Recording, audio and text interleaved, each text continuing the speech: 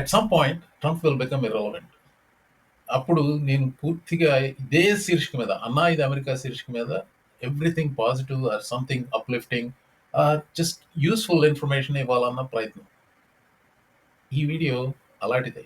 ఇక నా డౌట్ ఏంటంటే అసలు నేను వర్తా కాదా అనే క్వశ్చన్ బాగా వేధించింది అనమాట. ఎస్ ఎస్ పిహెచ్డి ఫినిష్ చేయడం అనేది ఏ యూనివర్సిటీలో అయినా కానీ it is not a small accomplishment. And what you discovered may not be the biggest issue, but what you discovered about yourself is the bigger issue, which is what makes it all worth it. అదే మోహన మురళి. ఇది నా శీర్షిక. అనా ఇది America. American దేశీ మోహన మురళితో, అదే మోహన మురళితో స్వాగతం. ఇది June 14th చేసిన లైవ్ స్ట్రీమ్ లోని ఒక కాన్వర్సేషన్ అండి. ఒక అనానిమస్ కాలర్ కాల్ చేశారు. ఆవిడ ఇండియాలో పిహెచ్డి చేశారు. ఆవిడ అడిగిన ప్రశ్న ఏంటంటే, జస్ట్ జనరల్గా నేను as a professor, what do I think about her experience as a student and her experience with her PhD advisor guide. That led into a broader conversation. It so happened other caller also had a PhD. So it was an interesting conversation. You can say it's a spiritual nourishment for me. విషయం ఏంటంటే PhD చేసేవాళ్ళు అతి తక్కువ మంది ఉంటారు. ఈ goal అంతా ఎందుకు మనకి అనిపించవచ్చు, కానీ ఇట్స్ అన్ ఇంట్రెస్టింగ్ కాన్వర్సేషన్. నేను పాలిటిక్స్ మీద మాట్లాడటానికి ఎప్పుడు వెనకాడలేదు, కానీ అదే ప్రధానంగా నాకు మాట్లాడటం నాకు ఇష్టం లేదు. ట్రంప్ మళ్ళీ గెలుస్తాడన్న భయంతోనే ఈ వీడియోలు చేస్తున్నాను కదా. At some point Trump will become irrelevant. అప్పుడు నేను పూర్తిగా ఇదే శీర్షిక మీద, అన్నా ఇది అమెరికా శీర్షిక మీద everything positive or something uplifting just useful information ఇవ్వాలన్న ప్రయత్నం. ఈ వీడియో అలాంటిదే. పిహెచ్డి స్టూడెంట్లు పడే అవస్థల గురించి మీకు అనవసరమైనా కానీ ఇంట్రెస్టింగ్గా ఉంటుంది. చివరి వరకు చూడండి. హలో, నమస్తే అండి. సార్ వినిపిస్తుందా? వినిపిస్తుంది, చెప్పండి చెప్పండి.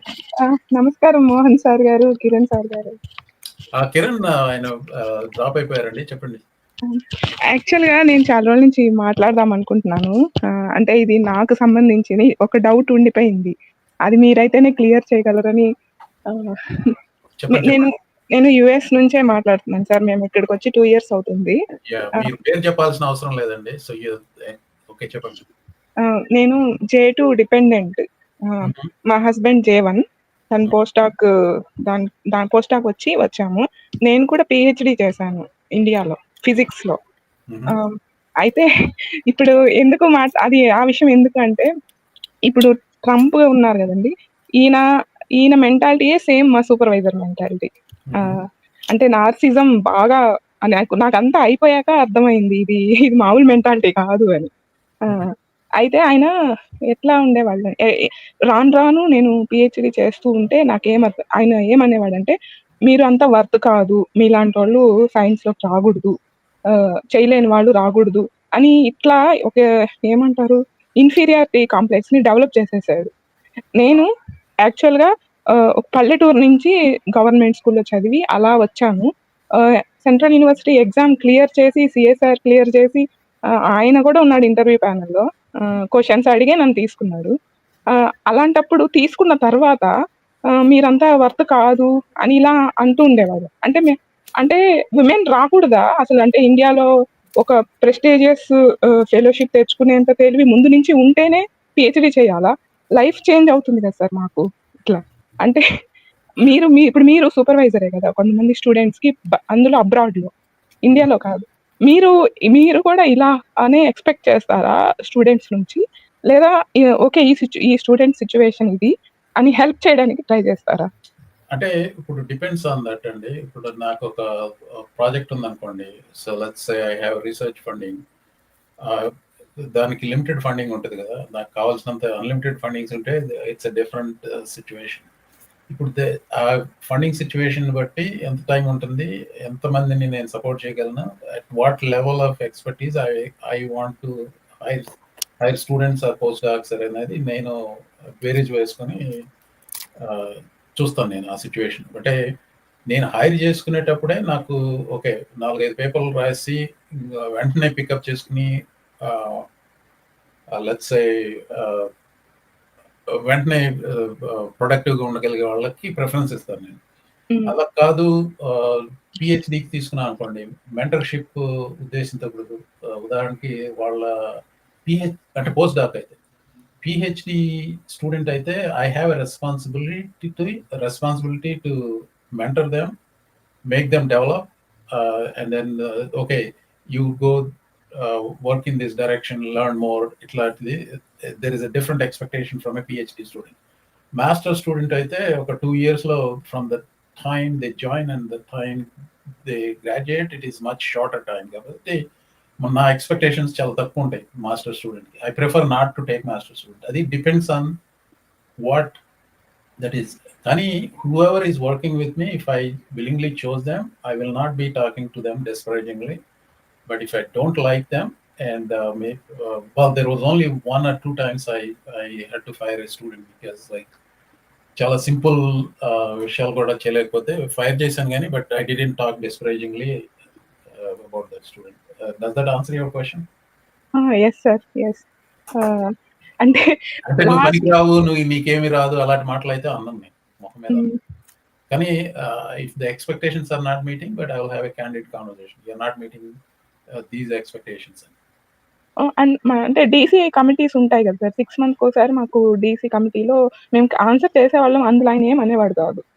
పైగా ఏంటంటే మేము కొన్ని డౌట్స్ అడిగినప్పుడు మాకు చెప్పరు, మీరే ట్రై చేయండి అని నెట్టేసేవాళ్ళు. అదే క్వశ్చన్స్ మళ్ళీ డీసీ కమిటీలో అడిగేవాళ్ళు ఇంటెన్షనల్ గా అందరి ముందు. అది మాతో ఏ డిస్కషన్స్ ఉండేవి కాదు. ఎప్పుడు చూసినా హిందీ గురించి లేదా ఏవేవో అదర్ విషయాలు చాలా డిస్కస్ చేస్తా ఉండేవాళ్ళు. మేము డమ్ ఎనఫ్ అన్నమాట అవన్నీ భరించడానికి. ఈ సూపర్వైజర్ యుఎస్ లో ఉన్న సూపర్వైజరా, ఇండియాలో ఉన్న సూపర్వైజర్? ఇండియా సార్, ఇండియాలో.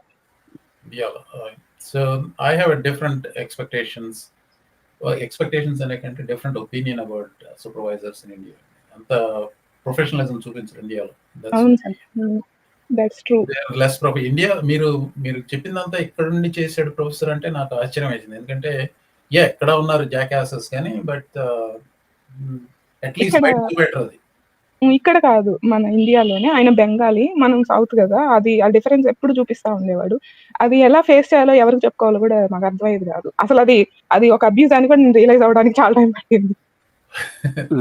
యుఎస్ లో I think you have student body ఉంటుంది, యూ కెన్ గ్రాడ్యుయేట్ కమిటీ ఉంటుంది, you can complaint. There lot of avenues where you can go for redressal. ఇలాగా పాయింటెడ్ గా unsupportive and overtly classist or whatever his core belief is, like it's driving his behavior ఉంటాయి. ఇండియాలో I notice that ఇండియాలో I think ఆ protections లేవు students కి. లేదు sir, అసలు మాకు ఆ నాలెడ్జ్ కూడా లేదు. అంటే ఇట్లా అబ్యూస్ ఉంటుంది, దాన్ని ఎక్కడ రిపోర్ట్ చేయాలి, ఎవరికి ప్రాపర్ ఛానల్లో కన్వే చేయాలి అనేది కూడా తెలియదు అసలు. యాక్చువల్గా నేను ఒక ఐ మీన్ ట్రాక్స్ గారు, that is not may not be true in every situation అండి. నాకు తెలిసిన సిచ్యువేషనే, I don't want to identify the person. నాకు తెలిసిన సిచ్యువేషనే అడ్వైజరు ఒక స్టూడెంట్ గొడవపడ్డారు. ఇది ఐఐటిలో. అడ్వైజరు స్టూడెంట్ ఏం గొడవపడ్డారంటే, ఇప్పుడు అడ్వైజర్ దగ్గర కొంతమంది మాస్టర్ స్టూడెంట్స్, పిహెచ్డి స్టూడెంట్ ఉన్నారు. ఆ మాస్టర్ స్టూడెంట్స్ థీసిస్ చేసినప్పుడు పిహెచ్డి స్టూడెంట్ హెల్ప్ చేసినప్పుడు సరే మాస్టర్ స్టూడెంట్ థీసిస్ రాసేసాడు, పేపర్ రాశాడు ప్రొఫెసరు.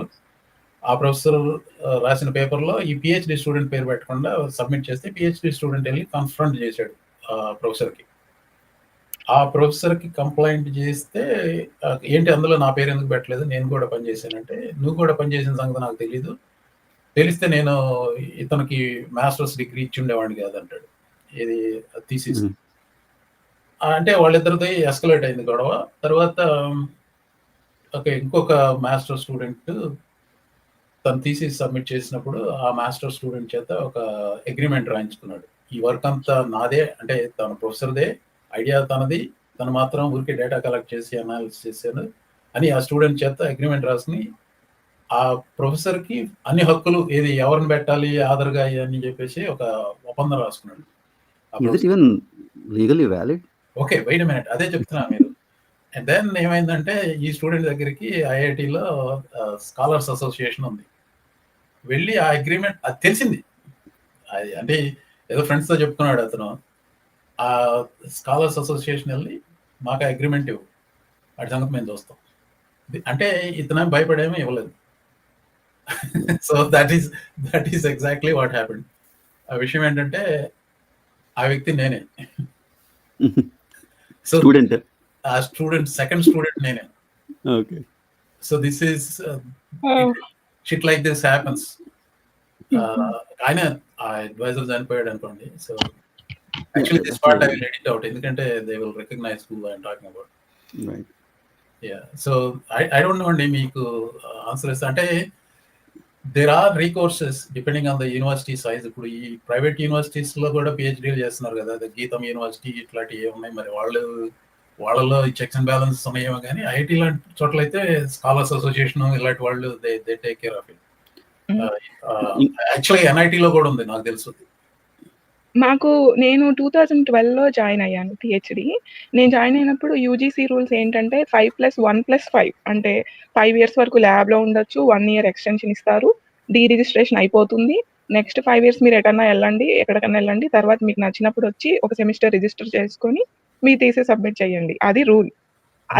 రూల్ అది కాదు, అంటే రూల్ కాదు, అది ప్రాసెస్. అంటే 5లో ఫినిష్ చేయనోళ్ళు 1 మోర్ ఇయర్, అప్పుడు చేయనోళ్ళు ఇంకొక, అట్లా పోతుంది కదా సార్. ఎలాగో 11 ఇయర్స్ ఉంది కదా, మనం 11th ఇయర్‌లో సబ్మిట్ చేద్దాం అనే అలా తీసుకొచ్చాడు. ఉంది కదా టైం. అంటే డెడ్ లైన్ లేదు. నేను ఎక్కడి నుంచి తేవాలి డెడ్ లైన్? అంటే ఇక్కడ ప్రతి యూనివర్సిటీలోనే ఒక డెడ్ లైన్ ఉంటుంది. 9 ఇయర్స్ అనుకుంటా మాక్సిమం. అట్లా థీసిస్ ఇస్తే ఒక 2 ఇయర్స్ పెట్టేసుకొని కరెక్షన్సే లేవు. అంటే తప్పులు చేస్తే అవి రాసి రిటర్న్ పంపిస్తే కదా నేను మళ్ళీ కరెక్ట్ చేసి పంపిస్తాను. అట్లా లేదు, పెట్టేసుకొని 2 ఇయర్స్ డిపార్ట్మెంట్లో ఎవరన్నా అడిగితే ఆమె అంతా మెస్అప్ చేసింది అని అందరికి చెప్పడం. అది మళ్ళీ ఇట్లా అటు ఇటు తిరిగితే కదా నేను ఎంత మెస్అప్ చేశాను ఏంటని తెలుస్తుంది. అవి ఏం మెస్అప్ చేశానో చెప్పేది లేదు. అంటే ఇవన్నీ జరిగినాయిలేండి. నా డౌట్ ఏంటంటే అసలు నేను వర్తా కాదా అనే క్వశ్చన్ బాగా వేధిచ్చిందనమాట. డిపెండ్స్ ఆన్ ద పర్సనాలిటీ కదా. ఇప్పుడు వర్త్ కాదనేది వర్త్ అనుకునే చేరారు. ఒకసారి చేరిన తర్వాత invest 5 years, don't give up. That's the advice I will give you, or at least I would say I would do that way. నేను అందుకే గివ్ అప్ చేయలేదు సార్. 10 ఇయర్స్ పట్టింది. నేను సక్సెస్‌ఫుల్‌గా డిఫెండ్ చేశాను. కంగ్రాచులేషన్స్. తర్వాత ఐఐఎస్సిలో పోస్ట్ డాక్ 1 ఇయర్ చేశాను. తర్వాత ఇంకా టెన్యూర్ ఉంది. బట్ మా హస్బెండ్‌కి ఇక్కడ వచ్చేసరికి maybe I can see the better life అని ఇటు వచ్చేసాను. అంతలోకి మేము ట్రంప్ అనుకున్నాం. నేను ఫస్ట్ టైం అనుకున్నాను మన లైఫ్‌లో ఎప్పుడో జరుగుతుందిలే, నేను అమెరికా పోయినప్పుడు నా మొహానికి అన్నట్లే ఉన్నాను. ఇప్పుడు ఆయన ఎలక్ట్ అయ్యేసరికి నేను అక్కడ నిజంగా ఇప్పుడు నాకు అది నా లైఫ్ ఎఫెక్ట్ ఉంది. I know really sad stories. Just మోహన్ టు ఆన్సర్ ఆ క్వశ్చన్ అండి, వర్తా కాదనేది nobody else determines our worth అండి. First we determine. If we think we're worthy, no one else has the right to determine. ఎంతో ఎక్కువైనా చదువుకుని ఉండొచ్చు ఆ పాయింట్ ఆఫ్ టైంలో మనకన్నా. బట్ నాకు ఎందుకని చెప్పిన అంటే, నేను గ్రాడ్యుయేట్ స్కూల్లో ఉన్నప్పుడు నాతో పాటు దెర్ వాజ్ అన్ అమెరికన్ గై, ఇక్కడ వైట్.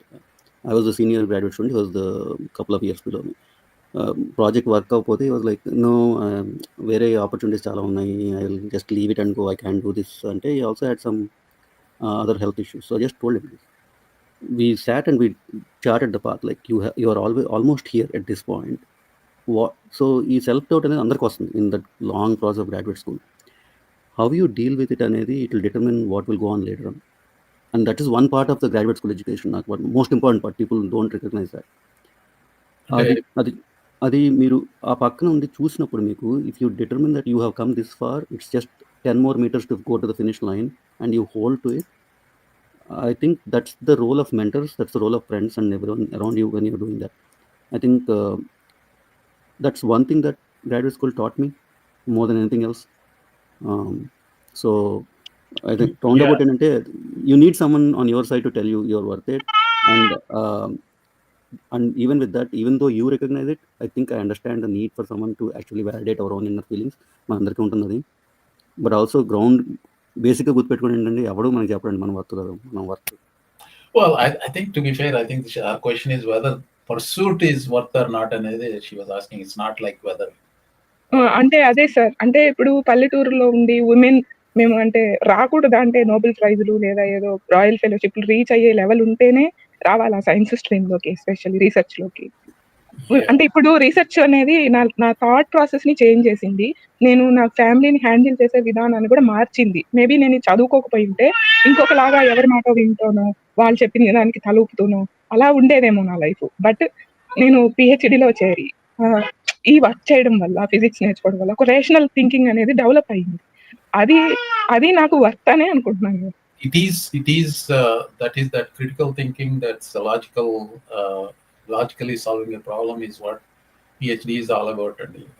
That is that ఇప్పుడు మెంటర్‌షిప్ అనేది I mean most recently నా గ్రాడ్యుయేట్ అయిన PhD స్టూడెంట్‌లో like he was stalling once and I really had a very candid conversation with him. And then he came around because of the tough conversation I had with him. But he may be even watching, so he knows what I'm talking about. Like, yes, PhD finish చేయటం అనేది ఏ యూనివర్సిటీలో అయినా కానీ it is not a small accomplishment. And what you discovered may not be the biggest issue, but what you discovered about yourself is the bigger issue, which is what makes it all worth it.